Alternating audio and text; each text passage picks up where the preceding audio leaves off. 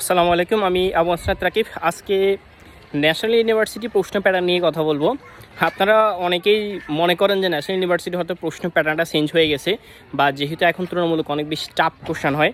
আসলে এই কথাটার সাথে আমি কখনো একমত হতে পারছি না, কারণ থার্ড ইয়ারে দেখেন, আপনি যদি অ্যাডভান্স অ্যাকাউন্টিং ওয়ানের দিকে তাকান, অ্যাকাউন্টিং ডিপার্টমেন্টের এইটা ব্যতীত বাকি যে সাবজেক্টগুলো ছিল, তিনটা সাবজেক্ট ম্যাথমেটিক্স, এগুলো কিন্তু হুবাহু ওরা বোর্ড থেকেই প্রশ্ন করছে, মানে হুবাহু বোর্ড থেকে না দিলেও জাস্ট একটু এদিক সেদিক করছে।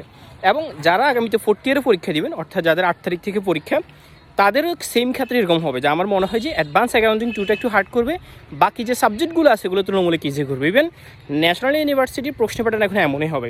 এখন কেউ যদি মনে করে না প্রশ্ন বোর্ড থেকে কমন আসবে না, আমি অনেক বেশি প্রিপারেশন নিব, সেক্ষেত্রে হচ্ছে রিস্ক না নেওয়ার জন্য আমার মনে হয় যে কমার্স পাবলিকেশনের যে বইটা আছে, এটার যে প্রবলেমগুলো আছে, এই প্রবলেমগুলো এবং কিছু এক্সারসাইজ দেখে দেখে করা যেতে পারে। তবে আপনারা এটা নিশ্চিত থাকেন, আপনার যদি ম্যাথ 4টা সাবজেক্ট হয়, 4টা সাবজেক্টের ভিতরে 2টা অথবা 3টা সাবজেক্ট মোটামুটি তারা বোর্ড থেকেই দিবে। ওই একটা সর্বোচ্চ গেলে 2টা সাবজেক্ট হয়তো বেশি কঠিন করবে। এটা কিন্তু আমরা যে আমলে পড়াশোনা করছি ওই আমল থেকে হচ্ছে।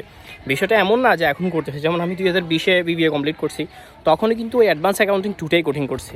আমাদের বাকি যে 3টা সাবজেক্ট ছিল এটা কিন্তু ইজি করছে। আবার আমাদের আগের বছর বলা যায়, আমাদের আগের বছর কিন্তু ওয়ার্কিং ক্যাপিটালটা অনেক বেশি হার্ড করছে, বাকি সাবজেক্টগুলি ইজি করছে। এখন এটা কিন্তু বংশ পরাশর আগ থেকে হয়ে আসতেছে, ঠিক আছে? এটাই হচ্ছে সিস্টেম।